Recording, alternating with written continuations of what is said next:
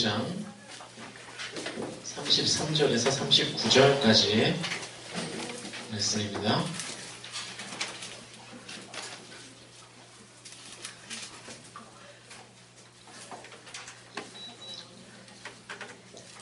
제가 한 절, 여러분이 한 절 읽는 방식으로 교대로 읽도록 합니다. 33절부터 제가 읽습니다.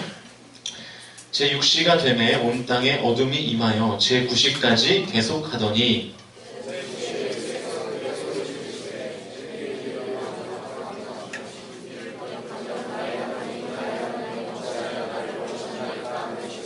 곁에 섰던 자 중 어떤 이들이 듣고 이르되 보라 엘리야를 부른다 하고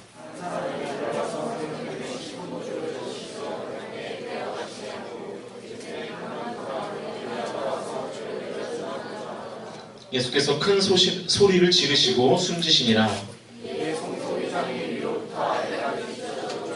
함께 했습니다. 예수를 향하여 섰던 백부장이 그렇게 숨지심을 보고 이르되 이 사람은 진실로 하나님의 아들이었도다 하더라. 아멘. 아멘 합시다. 아멘. 제가 지금 혀가 헐어가지고 바람이 약간 텐텐테 이렇게 돼요. 비 오는 척 하려고 그러는 게 아니고 이렇게 되니까 이해하시고 토가 나오시더라도 이해하시고 들어주시면 좋겠어요. 여러분 혹시 캥거루맘 혹은 헬리콥터맘 이런 말 들어본 적 있습니까? 캥거루맘, 헬리콥터맘. 여러분들의 부모님들 중에도 헬리콥터맘이 있지 않았을까, 캥거루맘이 있지 않았을까 그런 생각을 갖는데요. 사실 일부의 얘기이긴 합니다만 이 다 큰 자녀들을 캥거루처럼 뭐 하는 거예요? 캥거루 앞주머니에 넣고 다니면서 양육을 하는 어머니들을 향해서 그렇게 얘기하는 거예요. 그래서 하나부터 열까지 다 챙겨주는 거예요. 하나부터 열까지. 캥거루맘이라고 하고, 헬리콥터맘은 뭘까요? 네? 뭔 것 같으세요? 헬리콥터맘. 뭐냐면, 콜을 하면 바로 헬리콥터처럼 부웅부웅 이렇게 떠다니다가 전화 한 통만 하면 쪼르르 와가지고 모든 문제를 해결해주는 엄마. 그걸 헬리콥터맘이라고 부릅니다. 그래서 이 자녀가 엄마한테 이게 필요해. 그러면 그렇게 콜을 하면 바로 달려와서 그 일을 탁탁탁 처리해주고 다시 헬리콥터를 타고 유유히 사라지는 그런 엄마들을 지칭하는 말이죠. 여러분들 중에도 이렇게 귀하게 자라신 분 있습니까? 나는 그렇게 귀하게 자랐다. 없어요? 다들 척박하게 자라셨나 보죠? 네. 기사를 보니까 대학을 졸업하고 갓 취직한 직장인들 중에 이 상당수가요, 아주 단순하고 쉬운 일도 못하는 경우가 허다하대요. 초등학교 때부터 엄마가 하라는 것만 한 거죠. 소위 말하는 그래서 명문대학을 가고 삐까뻔쩍하는 스펙을 쌓아서 좋은 기업에 입사를 했는데 청소도 할 줄 모르고 복사도 할 줄 모르고 아무것도 할 줄 모르는 거예요. 그래서 복사하는 방법이 궁금해가지고 누구한테 전화하는 거예요? 엄마한테 전화를 하는 거예요. 직장 상사한테 묻지 않고 엄마한테 전화를 하는 거죠. 왜냐하면 그동안 그렇게 살았으니까, 오직 엄마가 시키는 일만 하면서 살았으니까, 엄마한테 전화만 하면 다 해결됐으니까 이번에도 똑같이 엄마한테 전화를 해서 해결하려고 하는 거죠. 심지어 취직 면접을 엄마가 대신 보게 해달라고 면접관들 앞에서 생떼를 쓰는 경우도 심심치 않게 있다고 합니다. 그러니까 우리 아들은 내가 제일 잘 알아요. 내가 하나부터 열까지 다 가르쳤어요. 그러면서 면접을 대신 보겠다고 인사 담당자에게 막 떼를 쓰고 항의하고 억지를 부리는 거죠. 그러니까 이런 자녀에게 그 인간관계란 엄마밖에 없는 거예요. 이 사람에게 세계는 엄마밖에 없어요. 다른 사람이 없는 것입니다.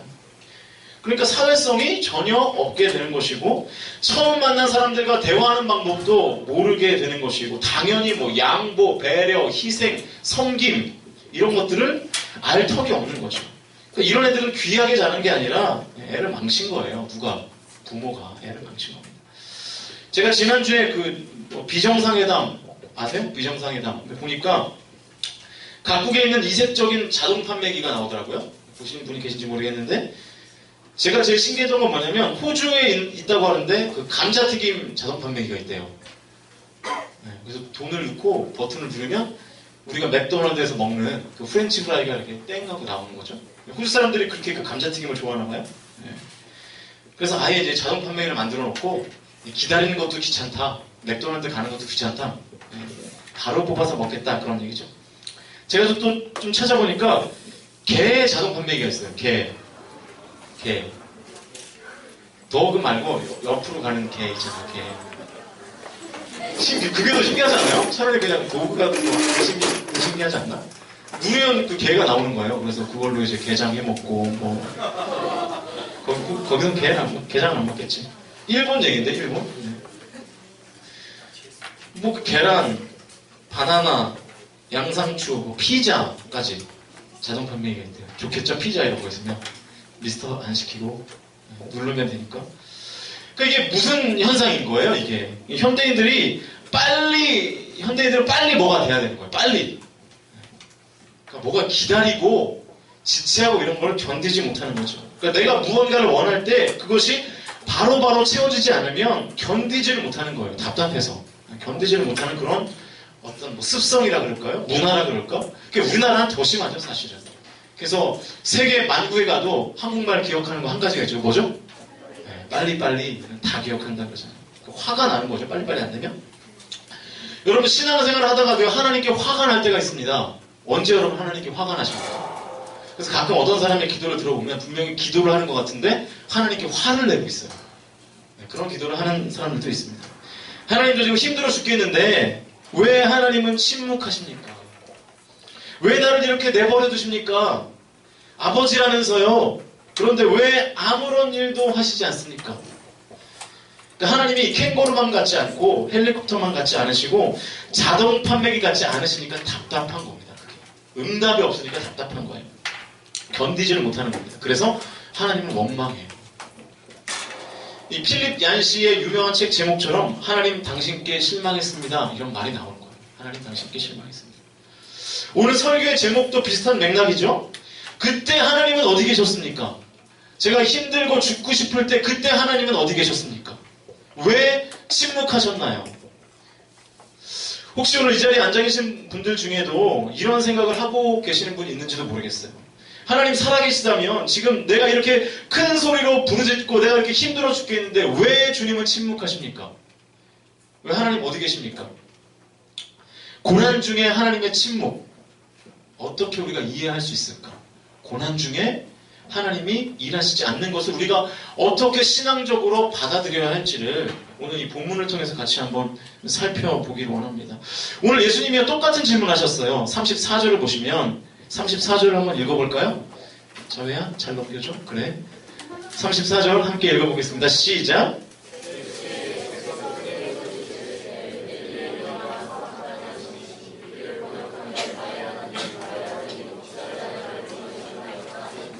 네, 여기 뭐 이상한 말이 나오죠? 엘리 엘리 라마 사박다니. 무슨 뜻이래요? 나의 하나님 어찌하여 나를 버리셨나이까. 예수님이 한 말씀이에요. 예수님이 하나님을 향해서 한 말씀이에요. 그러니까 무슨 말이에요? 하나님 왜 나를 십자가에 못 박게 두십니까? 왜 침묵하십니까? 왜 나를 버리셨습니까? 그랬더니 하나님이 어떻게 응답하셨나? 응답하시지 않았죠. 35절과 36절을 보시면 읽어볼까요? 35절, 36절 시작.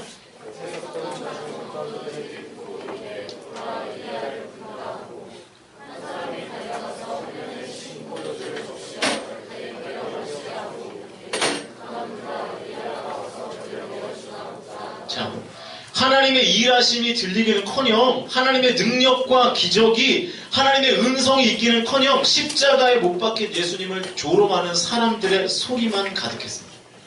그러니까 예수님이 하나님을 향해서 엘리 엘리 라마 사박다니 왜 나를 버리셨나요? 라고 하나님을 원망할 때 하나님 어떤 말씀 하시지 않았고요. 사람들의 조롱하는 소리만 있었다고 하는 것입니다.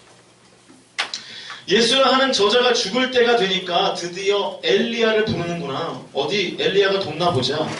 그러니까 이 당시에는요. 엘리야를 최고의 선지자라고 여겼습니다. 엘리야만큼 대단한 선지자가 없다고 여겼어요. 그래서 이렇게 조롱을 하는 거예요. 하나님의 아들이라고 하기도 하고 자기가 하나님이라고 하더니 결국 누구를 찾느냐? 엘리야를 찾는구나. 어디 엘리야가 저자를 십자가에서 내려오게 하나 보자. 그러면서 지금 예수님을 향해서 막 조롱을 하고 있는 것입니다.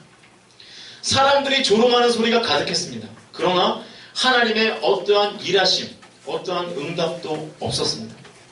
계속해서 37절을 보시면 예수께서 큰 소리를 지르시고 숨지시니라. 우리가 잘 알듯이 결국 예수님은요 십자가에 달려 돌아가셨습니다.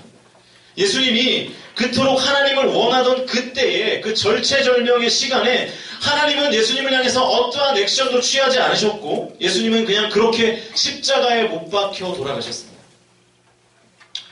여러분 신앙생활하면서 이런 경험 하신 적 없습니까? 하나님 날 사랑하신다면서 지금 나 힘든 거 안 보이십니까? 왜 가만히 계십니까? 심지어 하나님 돌아가신 거 아닙니까? 이렇게 생각하는 적 있지 않았습니까? 실제로 한 철학자가 그렇게 얘기했죠. 신은 죽었다. 신이 존재했지만 신은 죽었다. 마치 신은 죽었다고 선언한 어떤 철학자의 말과 같이 내 삶의 고난과 어려움을 묵인하시는 하나님을 우리가 이해하지 못하고 그렇게 하루하루를 살아가다 보면 우리의 신앙에 슬럼프가 생기는 거예요.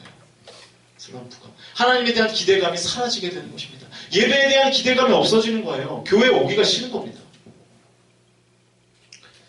하나님을 원망하면서 하나님이고 믿음이고 다 필요 없다고 생각하면서 하나님으로부터 그리고 예배로부터 멀어지는 사람들의 대부분이 아마 이런 경우일 거예요. 힘든데 믿음이 소용이 없는 거예요. 힘든데 하나님이 소용없는 것 같이 느껴지는 겁니다.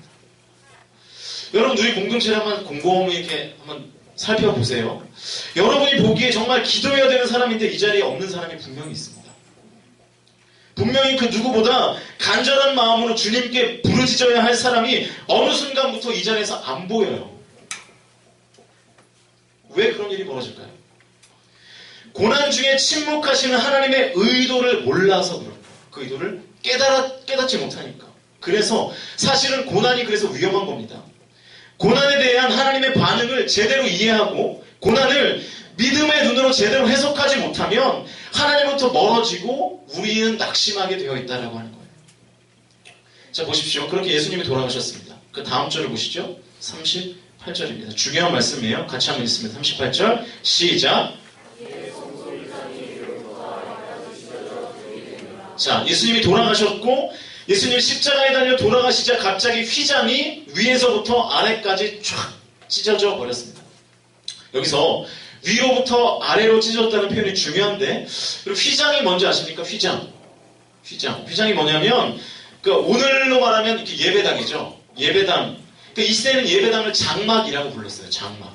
장막이라고 불렀는데 장막은요 세 부분으로 나눠져 있습니다. 세 부분. 오늘날의 예배당은 보통 한 몇 부분으로 나눠져 있을까요? 예? 지금 네가 얘기하지 않았니? 보통 한 두 부분으로 나눠져 있죠. 그래서 강단과 회중석 이렇게 나눠져 있잖아요. 그런데 이 당시에 장막은 세 부분으로 나눠져 있었습니다. 첫 번째 뭐냐면 지성소가 있었어요. 지성소. 그리고 그 밖에는 뭐가 있었을까요? 지자를 빼면 뭐죠? 성소. 그리고 마지막에는 성전뜰이 있었습니다. 그러니까 지성소와 성소와 성전뜰 사이에 있었던 게 뭐예요? 휘장이에요. 그러니까 지성소와 성소를 구분하고 성소와 성전뜰을 구분하는 게 그것이 휘장이었다라고 하는 것입니다. 그런데 이 지성소는요 1년에 딱 한 번 대제사장만 들어갈 수 있었어요. 1년에 한 번. 그리고 몸에 끈을 묶고 들어갑니다. 지성소에 들어갈 때는. 왜냐하면 부정하거나 죄가 대제사장에게 대제사장의 삶에 부정하거나 그리고 어떤 죄된 모습이 있다면 지성소에 들어갈 때 즉사했어요. 들어가자마자. 그래서 다른 사람들은 들어가지 못하니까 끈을 묶고 들어갔다가 오랫동안 나오지 않으면 끈을 땡겨서 뭐 하는 거예요? 시체를 이제 수습을 하는 것이죠. 그런 어떤 상황이 있었거든요. 그 상황 가운데 존재했던 그 마귀 휘장이었다라고 하는 것입니다. 그런데 오늘 이 38절에서 이 휘장이 찢어졌다는 말씀은 그 의미가 굉장히 큰 거예요. 사실 지금 우리가 사순절 기간을 보내고 있는데 사실 이 휘장이 찢어졌다는 이 사건이 복음의 핵심입니다. 대속제물이신 예수님이 십자가에 달려 돌아가심으로 하나님과 죄인된 인간 사이에 처져 있던 이 막힌 담이 허물어지는 것. 그것이 휘장이 찢어지는 세레모니를 통해서 이루어진 것입니다. 그래서 이제 우리가 직접 하나님께로 나아갈 수 있는 길이 열린 것이죠. 하나님께 직접 나아갈 수 있는 길. 그래서 휘장이 위에서부터 아래로 찢어졌다고 하는 이 성경 말씀은 뭐냐면 누가 이 휘장을 찢었다고 말씀하고 있는 겁니까? 하나님이 이 휘장을 찢으셨다. 자, 왜 예수님께서 하나님 나를 버리셨습니까? 라며 절규하실 때 하나님은 침묵하시다가 예수님이 돌아가시니까 그때야 비로소 휘장을 위에서 아래로 찢으시면서 우리에게 새로운 살 길을 열어주셨을까? 왜 하나님은 예수님의 부르심에 응답하지 않으셨을까? 간단히 설명은 이런 겁니다. 아들 예수를 살리면 저와 여러분, 그러니까 모든 인류를 포기해야 했기 때문에 그렇습니다. 아들 예수가 십자가에 못 박혀 죽어야 우리에게 구원의 길이 허락되는데 아들 예수의 부르심에 응답해서 아들 예수를 살리면 어떻게 되는 겁니까? 우리에게 구원의 길이 열리지 못하는 거죠. 그러니까 하나님이 예수님의 그 절규에 침묵하시지 않으면 온 인류의 고통에 대하여 침묵하셔야 했기 때문에 하나님은 예수님의 절규, 예수님의 원망을 그냥 듣고 감수하실 수밖에 없었던 것입니다. 다시 말해서 예수님이 당하신 십자가의 그 고난에는 의미가 있는 거예요. 의미가. 온 인류의 구원이라는 어마어마한 가치가 예수님의 십자가에 있었던 것입니다. 그래서 하나님은 아들 되신 예수를 눈물로 십자가에 못 박아서 온 인류를 구원하신 것이죠. 여러분 보셨는지 모르겠지만 패션 오브 크라이스트라는 영화 혹시 보셨습니까? 예전에 한참 됐는데 그 영화를 보면 예수님이 돌아가시고 휘장이 위에서 아래로 찢어질 때 하늘에서 혹시 뭐가 떨어졌는지 기억하세요? 땡 아니에요. 큰 물이 떨어져요. 큰 물이 땅에 떨어지면서 휘장이 위에서 아래로 쫙 찢어지는 그런 장면이 있습니다. 무슨 얘기예요? 하나님의 눈물이 휘장을 찢었다. 결국 예수님의 죽으심에 대해서 침묵하심으로 예수님의 사역은 완성되었고요.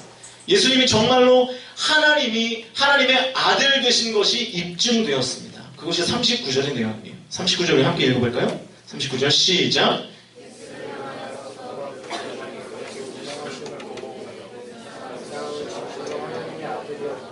자, 예수님이 돌아가셨고 휘장이 찢어진 것을 그 옆에 있던 한 백부장이 그것을 보면서 지금 뭐라고 고백하고 있는 겁니까?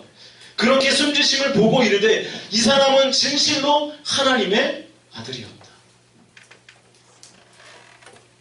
여러분 하나님의 침묵은요 아무 의미 없는 침묵이 아니라 그 침묵에는 깊은 뜻이 있다라고 하는 것입니다. 하나님의 침묵으로 인해서 예수님께서는 본인이 하나님의 아들이심을 입증하게 되었고 온 인류의 구원의 길을 여는 사역을 완성하시게 된 것입니다.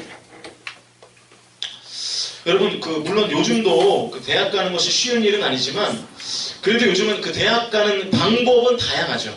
그래서 예전만큼 이 수능이 큰 비중이 예전만큼 많은 그 비중은 없는데 그 수능이 처음 이제 수능으로 바뀌고 거의 그때는 수능이 전부였어요. 수능이 전부.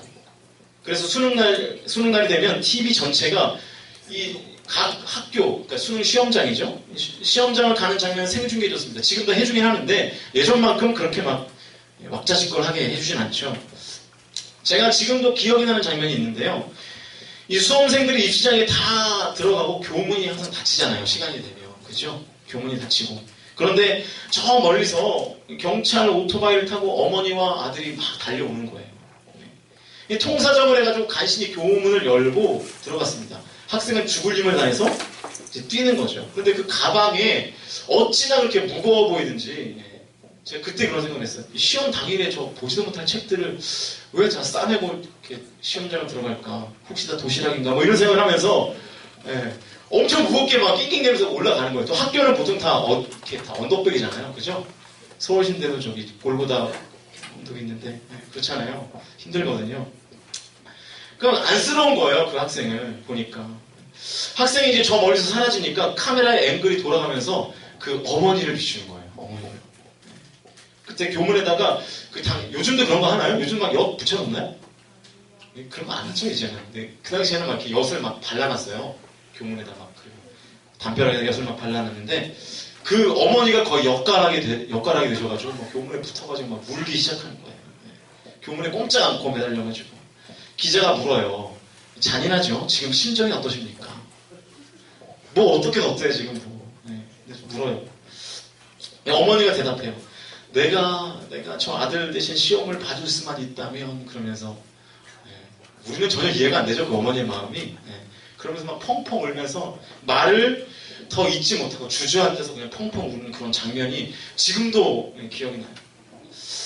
저는 이 어머니의 눈물이 오늘 본문의 하나님의 눈물이 아닐까 그런 생각을 합니다. 이 대신 예수님 대신요 하나님이 시험을 받을 수가 없는 거예요. 예수님의 그 절규를 듣고 같이 그냥 우시는 거예요. 시험을 대신 봐주면 인류가 구원받는 길이 열리지가 않으니까 하나님이 그럴 수가 없었던 겁니다. 시험을 대신 봐줄 수 없는 어머니처럼 십자가의 그 사역은 오롯이 예수님이 감당하셔야 할 사역이니까 그래야 온 인류가 구원받을 수 있는 길이 열리니까 하나님이 예수님의 그 절규에 침묵하실 수밖에 없었던 것입니다. 제가 강남 8학군에 있는 한 교회에서 고등학생만 4년을 가르쳤습니다. 그때 제가 캥거루맘 헬리콥터맘 엄청 봤어요. 엄청 봤는데 그리고 이제 그 캥거루맘 그 주머니에 들어가 있는 아이들하고 상담도 많이 했죠. 이 대학 입시를 준비할 때까지 이 부모가 시키는 것만 한 거예요. 아무것도 할 줄 몰라요. 오로지 그냥 공부하고 부모 시키는 거 하고. 근데 한 친구가 저를 찾아왔어요. 부모님이 변호사가 되길 원한대요. 변호사. 좋은 직업이죠, 변호사. 네. 그래서 지금 시키는 대로 하고 있는데 이 아이가 울면서 저한테 그러는 거예요. 더 이상 이렇게 살고 싶지 않대. 아직 내가 하고 싶은 게 뭔지는 잘 모르겠지만 이게 아닌 거는 확실하다. 그런데 부모님에게 맞설 자신도 없고 그리고 부모님 실망시키고 싶지도 않고 부모님 얼굴 볼 자신은 더더욱 없고 막 이러면서 애가 막 힘들어하는 거죠. 제가 뭐 해줄 말이 뭐가 있겠습니까? 그래 뭐 그 마음 다 안다. 잘 모르는데 그 마음 다 안다. 그동안 얼마나 힘들었겠니. 이 한마디에 이 저보다 더 큰 고등학생들 더 크잖아요. 우리 애들은 좀 그런데 크잖아요. 막 대성통곡을 해요. 진짜 대성통곡을 합니다. 제 정장에 막 눈물 콧물 막 다 흘리면서 어깨를 들썩거리면서 제가 그 캥거루맘 집사님을 데려다가 조심스럽게 권면을 했어요. 집사님 이제는 자녀를 손에서 놓으실 때가 된 것 같습니다. 그 대신 격려해 주시고 지지해 주시고 무엇보다도 기도해 주십시오. 근데 이 부모님들이 하는 얘기가 뭐냐면 머리로는 되는데 현실이 그렇지가 않으니까 포기가 안 된다는 거예요. 포기가. 이 사랑의 잘못된 방식인 거죠. 하나하나 다 참견하고 가르치는 것이 아이를 향한 부모의 역할이라는 아주 굉장한 착각을 가지고 있는 것이고 오히려 그 잘못된 사랑의 표현 방법이 아이를 계속해서 어렵게 만들고 아이를 망치고 있는 것입니다. 그런데요, 이렇게라도 상담을 요청해서 무언가 마음에 있는 것들을 이렇게 쏟아낸 아이들은 그나마 나아요. 왜냐하면 변화될 기미가 있는 아이들이니까. 생각할 기회가 있는 아이들이니까. 내 인생에 대해서 고민할 시간을 비로소 그때부터 갖게 되는 거죠. 그런데 이 캥거루맘, 헬리콥터 맘들에게서 헤어나오지 못하는 애들은 내 인생에 대해서 진지하고 깊이 생각해볼 기회 자체가 없는 겁니다. 정말 내가 좋아하고 잘하는 것이 무엇인가를 생각해본 적이 없는 거예요. 내 가슴을 뛰게 하는 것이 무엇인가를 생각해본 적이 없는 거죠. 그런 진로를 탐색해본 적이 없는 거예요. 일일이 하나하나 간섭하는 부모와 이제 스스로 해야 할 때가 되면 조금 더 답답하고 그렇더라도 믿어주고 기다리면서 스스로 답을 내리도록 하는 부모. 누가 정말로 진심으로 자녀를 사랑하는 부부겠습니까? 여러분 물론 우리가 인생을 살다 보면 하나님께서 우리에게 인생을 살아갈 지혜와 능력을 주셔요. 맞습니다. 그런데 인생을 실제로 살아가는 것은 나 자신입니다. 우리가 이것을 착각하고 있는 것 같아요. 여러분의 인생은 여러분이 사는 겁니다. 하나님의 도움을 받아서 사는 거죠. 그래서 우리의 삶을 인생이라고 부르잖아요. 인생. 그렇죠? 하나님이 인생을 도우신다고 해서 하나님이 내 인생을 대신 살아줄 수는 없는 겁니다. 확실한 건 하나님은 우리에게요 고난과 시험을 감당할 지혜와 능력을 언제나 주신다라고 하는 사실이에요. 그래서 고린도전서 10장 13절을 보시면 이런 말씀이 기록되어 있는데 우리 화면을 보시면서 같이 한번 읽어볼까요? 시작!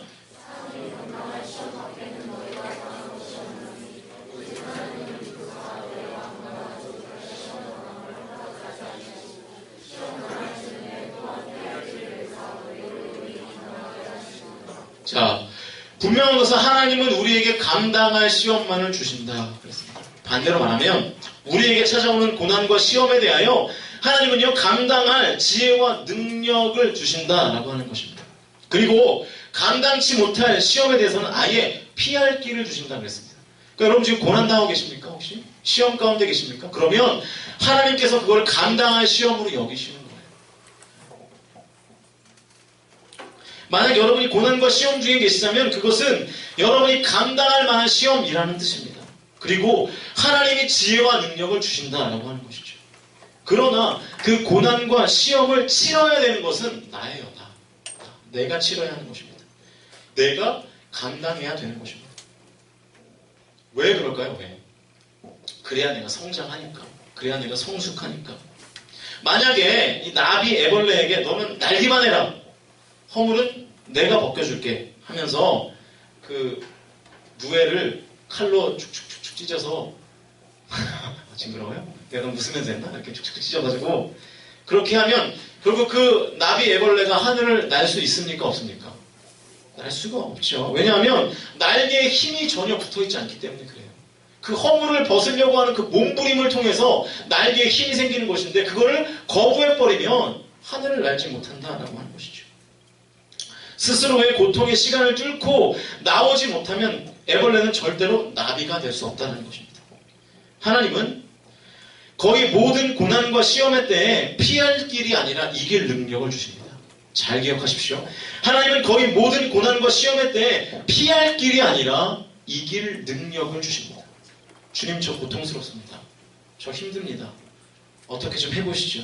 라는 여러분의 요청에 하나님이 때로는 침묵하시는 이유는 그동안 네가 신앙 훈련을 통해서 연마한 하나님의 지혜와 능력을 가지고 스스로 싸워봐라 라고 하는 하나님의 음성과 똑같은 것입니다.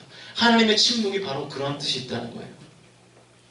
고통스럽더라도 그 과정을 통과해야 네가 한 단계 성장하고 성숙할 수 있다는 하나님의 음성인 것이죠. 그리고 그 고난을 통과했을 때 우리에게 이런 고백이 생깁니다. 시편 119편 71절 말씀, 제가 굉장히 좋아하는 말씀인데 우리 함께 읽어보죠. 시작.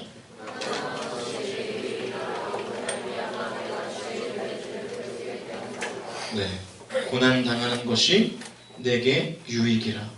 이로 말미암아 내가 주의 율례들을 배우게 되었나이다. 고난을 통해서 내 삶의 한 가지의 레슨이 이루어졌다라고 하는 것입니다. 지금 여러분의 삶 가운데 찾아오는 고난 잘 관리하셔야 됩니다. 고난은 누구에게나 찾아와요. 누구에게나. 고난을 비껴가는 사람은 아무도 없습니다. 그래서 고난을 어떻게 바라보느냐에 따라서 그 고난을 성장과 성숙의 도구로 사용하는 사람이 있는가 하며 그 고난 때문에 하나님을 떠나서 퇴보하는 인생을 살아가는 사람도 있기도 하는 것입니다. 이제 찬양하면서 함께 기도하려고 하는데요. 여러분 잊지 마셔야 합니다. 뭘 잊지 마셔야 하냐면 하나님의 침묵은요.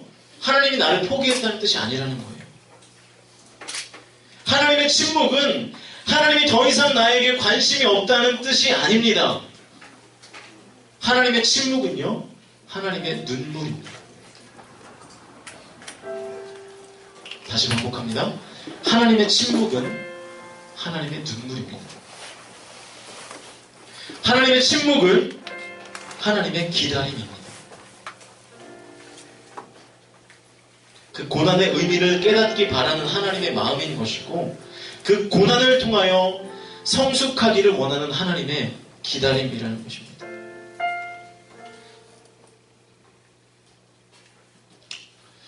여러분 신앙은요. 신앙생활은 인생의 상처 위에 자동 판매기처럼 얄팍한 은혜라는 반창고를 붙여주는 것이 아닙니다.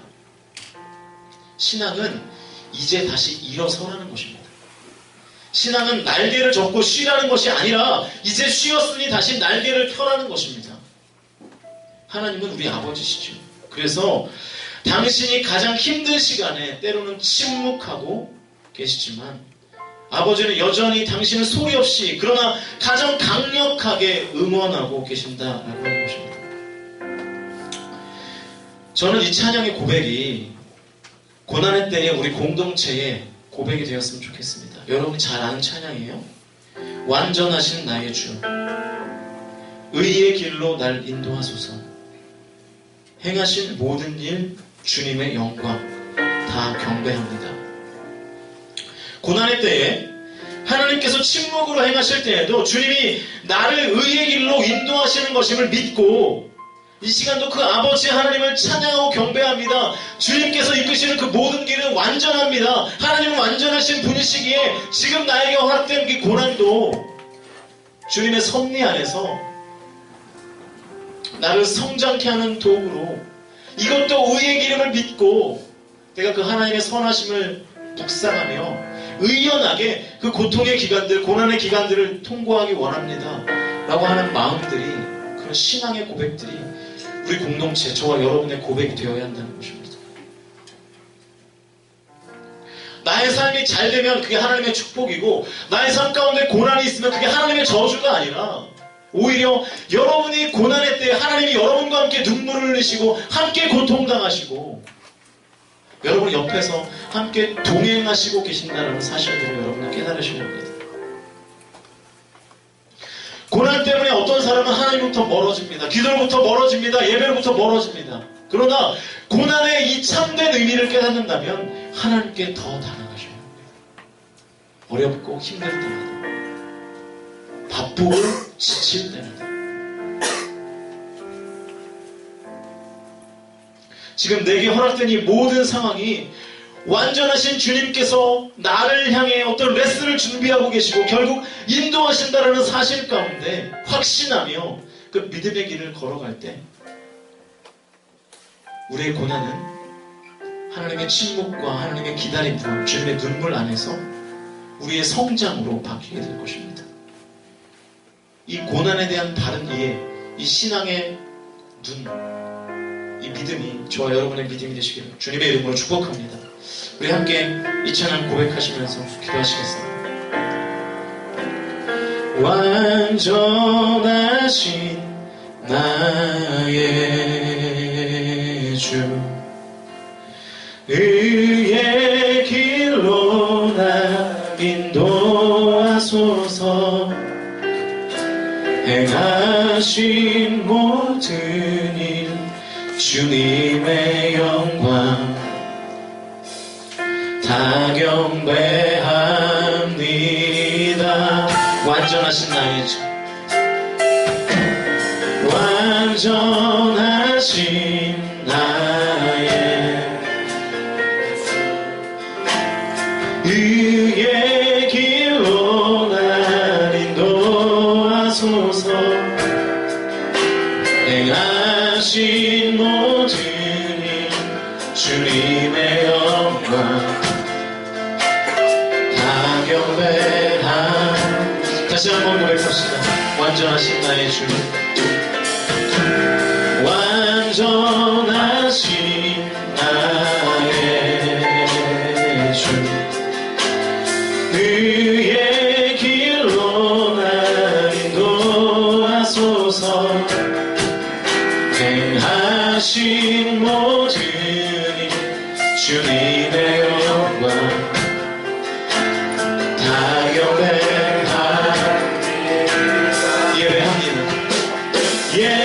예배합니다. 찬양합니다. 주님만 나 다스리소서. 예배합니다. 찬양합니다. 주님 홀로 높임 받으소서. 예배합니다. 예배합니다. 찬양합니다. 주님만 다스리소서. 예배합니다. 찬양합니다. 주님 홀로 높임 받은. 처음부터 다시 한번 고백합시다. 완전하신 나의 주, 완전하신 나의 주, 의의 길로 날 인도하소서. 하소서.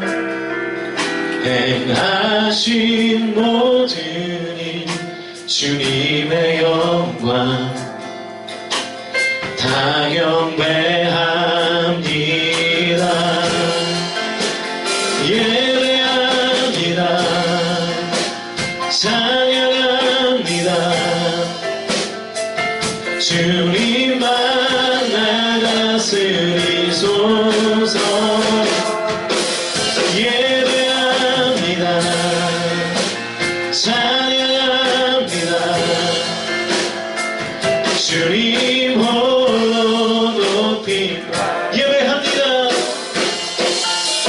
예배합니다. 찬양합니다. 주님만 날 다스리소서. 예배합니다. 찬양합니다. 주님 홀로 주님 홀로 높임. 다시 한번 고백합시다. 예배합니다. 예배합니다. 찬양합니다. 주님만 날 다스리소서. 예배합니다.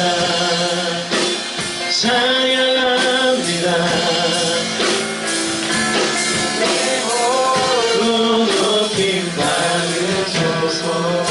여러분 혹시 지금 여러분의 삶이 곤고하고 고난 가운데 있고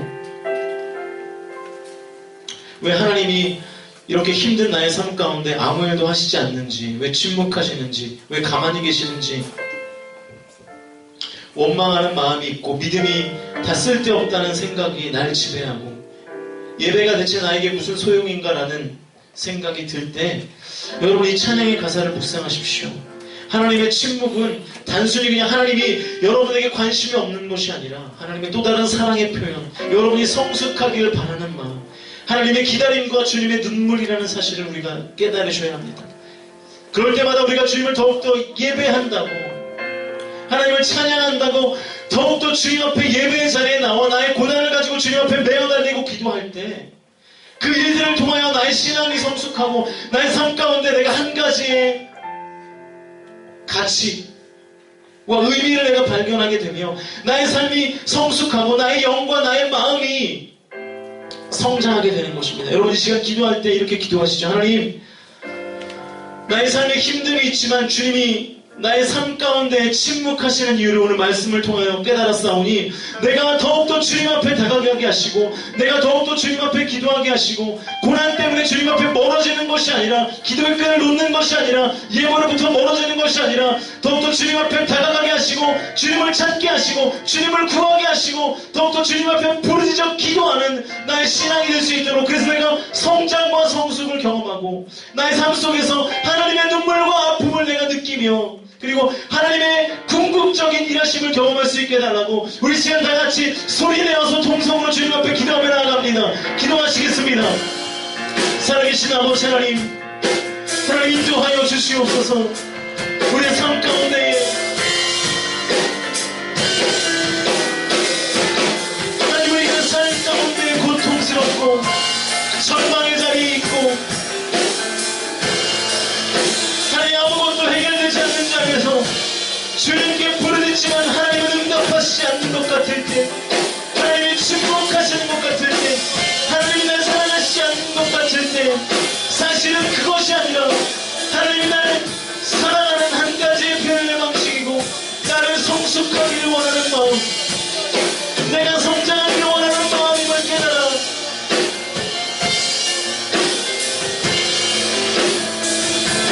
내가 그 주님의 마음을 헤아리며 나아갈 수 있도록 인도하여 주시옵소서.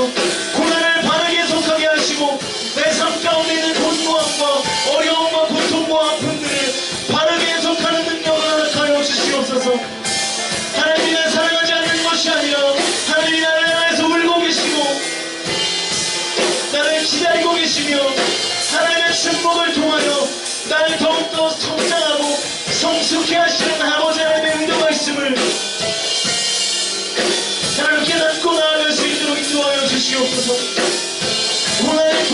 주의 말씀을 깨닫고 고통을 통하여 주의 율례를 배웠다고 하는 시편 기자의 고백처럼 우리 공동체가 고난의 때에 곤고의 날에 어려움과 고통과 절망과 아픔의 시간에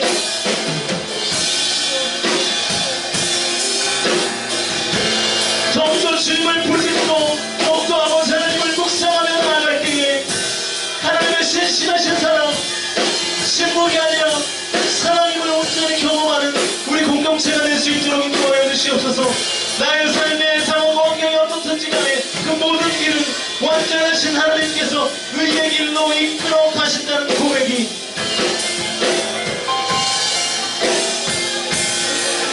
하나님, 그게 우리의 고백이 될 수 있도록 아버지 하나님 인도하여 주시옵소서. 하나님, 곤고합니다. 어렵습니다. 힘듭니다. 아픕니다. 피곤합니다. 내 마음이 낙심되었습니다.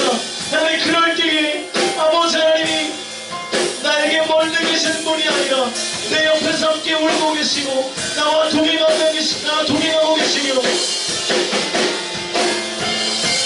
나와 함께 하시는 그 아버지 하나님의 사랑을 깨닫게 하여 주시옵소서.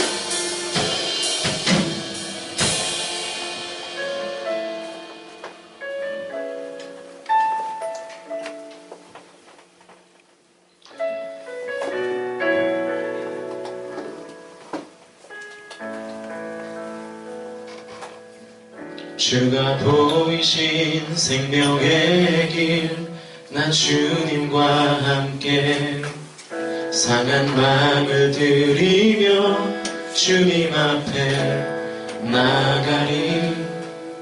나의 의로움이 되신 주, 그 이름 예수, 나의 길이 되신 이름 예수.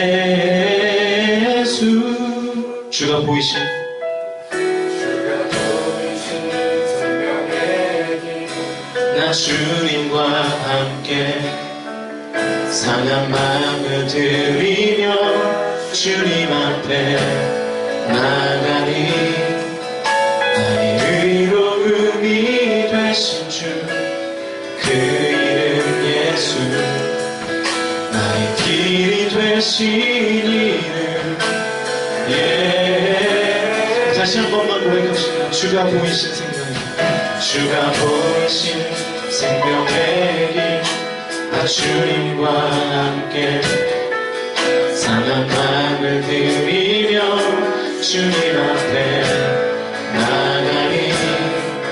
나의 의로움이 되신 주, 그 이름 예수, 나의 길이 되신 이름 예수.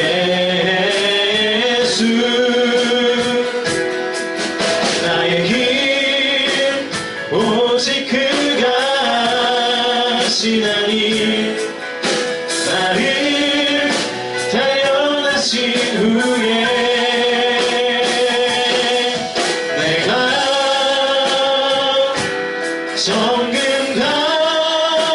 정금같이 나오리라.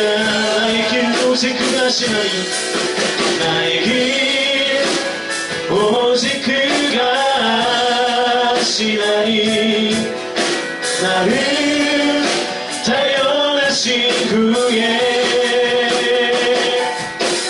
내가 정금같이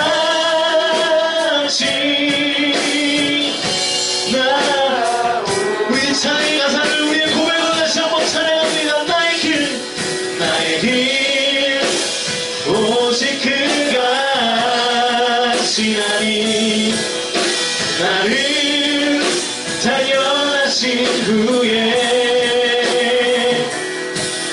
내가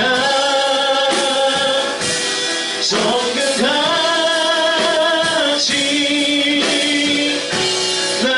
다시 한번 고백합니다. 나의 길 오직 그가, 나의 길 오직 그가 하시나니, 나를 달려나신 후에 내가 정글같이 나 다시 한번 나의 길 오직 그가 나의 길 오직 그가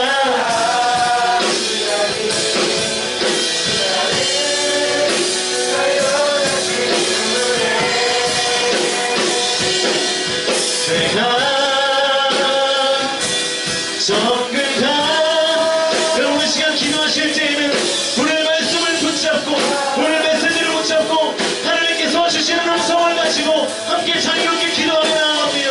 기도하시겠습니다.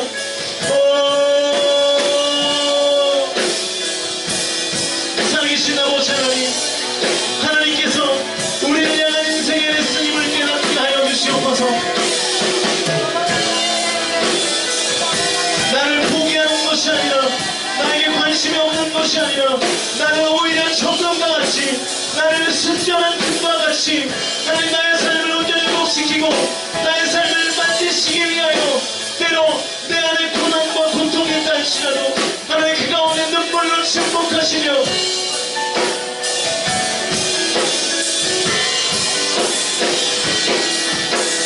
기다리시는 아버지 하나님의 마음을 우리가 깨달아 알아낼 수 있도록 주여 인도하여 주시옵소서.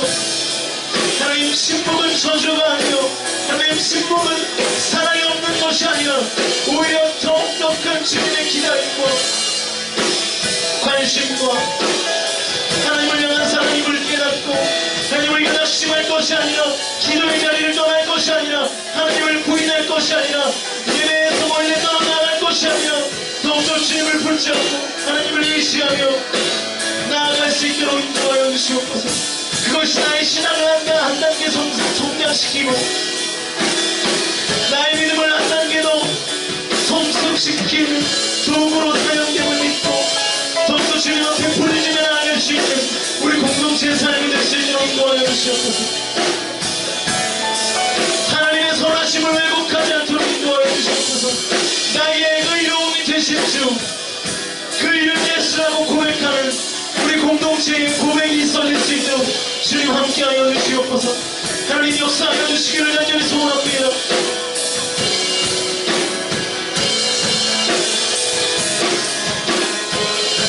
하나님 우리 공동체 안에 고난으로 인하여 고통으로 인하여 어려움과 마음 가운데 낙심으로 인하여 공동체를 이탈하고 예배에서 떠나며 기도 자리에는 박차고 나는 지체들이 있다면 하나님의 시간 주님께서 찬양하셔서 말씀하여 주시고 깨닫게 하여 주시고 오히려 고난으로 인하여 절망으로 인하여 고통으로 인하여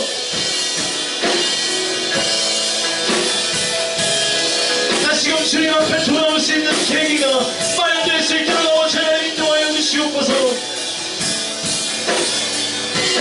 성령님 이 시간 주님께서 우리의 마음 가운데 위로하여 주시기를 간절히 소원합니다. 내가 널 사랑한다고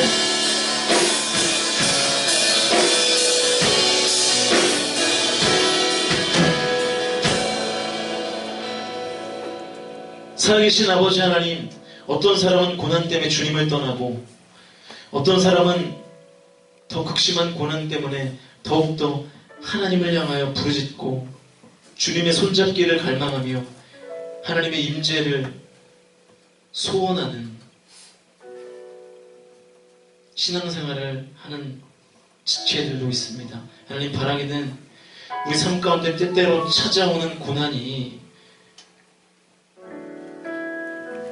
하나님의 침묵 때문에 더욱더 가중되고 깊어지는 것이 아니라 그 고난을 통하여 우리가 한 단계 성숙하길 원하고 우리가 한 걸음 더 나아가기를 원하는 하나님 아버지의 깊은 마음과 깊은 뜻이 있다는 것을 우리가 헤아려 알게 하시고, 그래서 우리의 삶 가운데 때때로 찾아오는 고난 때문에 우리가 주님을 멀리하거나 하나님의 선하심을 부정하거나 하나님께 매어 달리기를 포기하고 교회를 떠나고 공동체를 떠나고 예배와 기도의 자리를 떠나는 잘못을 범하지 않도록 인도하여 주시고, 그럴 때마다 오히려 더욱더 주님을 찾아 갈급한 심령으로 주님을 예배하며 뜨거운 기도를 하나님 앞에 올리고 나의 상한 심령을 주님 앞에 드려 회복해 하시는, 그리고 나를 안아주시고 나를 보듬어 주시는, 나와 함께 울어주시는 그 하나님의 사랑을 우리의 예배를 통하여 온전히 경험할 수 있도록 주님 인도하여 주시옵소서.